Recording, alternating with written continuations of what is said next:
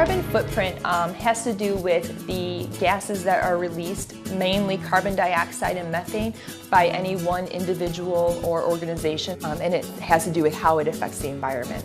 Now, the foodprint is something kind of newer. It's a newer concept. A lot of people at this point understand what a footprint is, what a carbon footprint is, and how it affects the environment. But what a lot of people don't think about is how food can also affect the environment, whether it's the production of food, the purchasing of food, or the wasting of food.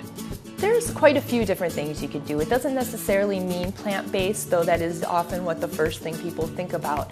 But it really has to do with, first of all, eating locally raised fruits and vegetables, first of all.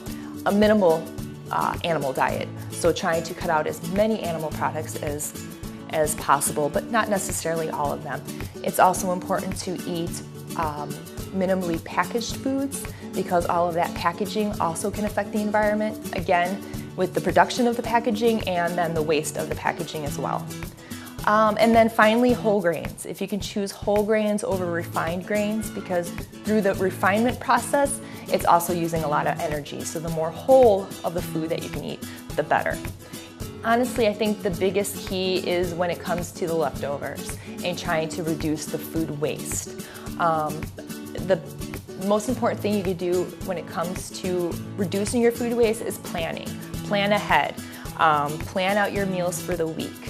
Plan it based on what you already have in your cupboards or in your fridge, and then write a list of what you do need and stick to that list when you go to the grocery store. Try not to purchase anything above and beyond that, because chances are that's just going to end up as waste. Eating your leftovers. If you have an abundance of leftovers that you don't feel you're going to get to in 1 or 2 days, remember that the freezer is your friend, and most, if not all, foods can be frozen. You know, and it's something we kind of take for granted, I think, at this point, where I think our food supply is a little bit more abundant, so we tend to want to eat our food as fresh as possible. But with leftovers, if you are able to eat those leftovers, it is going to help both you and the environment.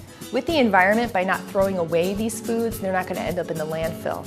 When these foods end up in the landfill, they also produce gases that can affect the environment. Even if it does seem to be a little bit more expensive than what it is in the grocery store, again, you don't know where it's coming from. It may not be the most nutritious at the time.